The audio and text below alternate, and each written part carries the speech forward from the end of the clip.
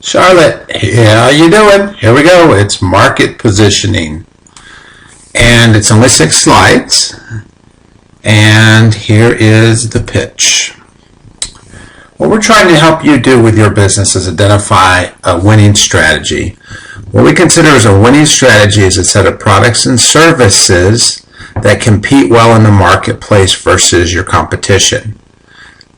That's a big statement. So we decided to break building a winning strategy into 2 pieces. 1, identifying your competition, and 2, positioning yourself against them.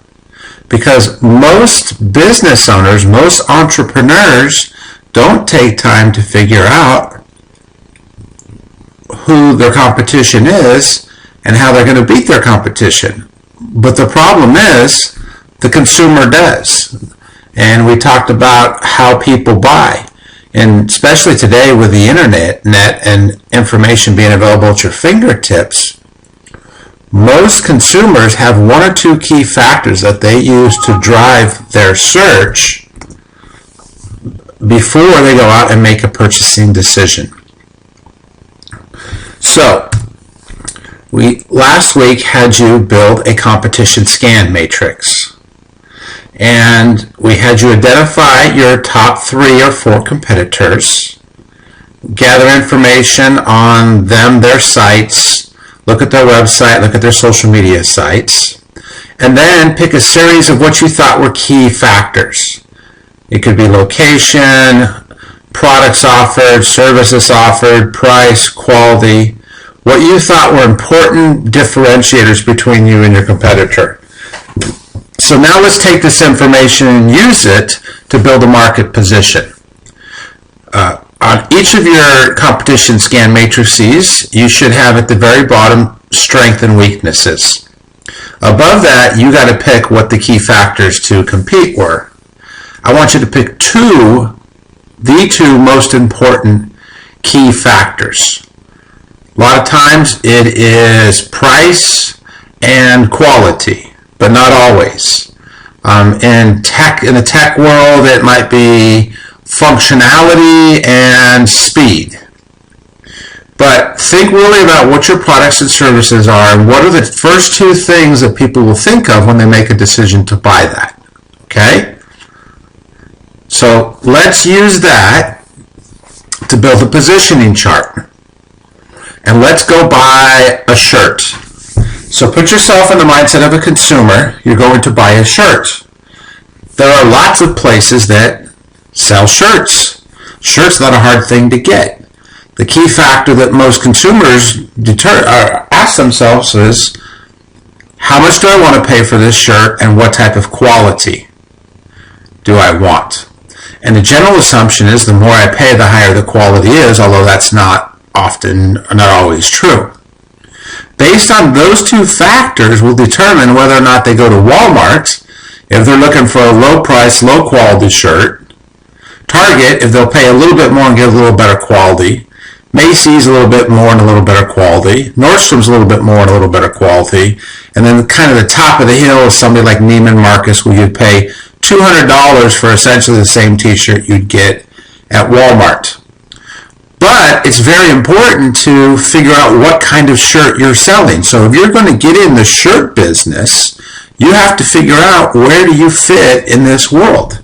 Are you going to compete versus the Walmarts and the Targets? Or are you going to compete versus the Nordstroms and the Neiman Marcuses? And you have to be honest in evaluating the quality and the cost to produce your shirt. You can't build a crummy, low-quality shirt and sell it for a bunch of money. All right? So just this little process has helped you figure out where your nearest competitors are. Because we know Walmart and Target are competitors to each other, and if you want to pay a little bit more, you go to Target. All right. Now, here's the key part. We've identified who your chief competitor is, and we've identified the 2 key factors that drive the purchasing decision for the consumer.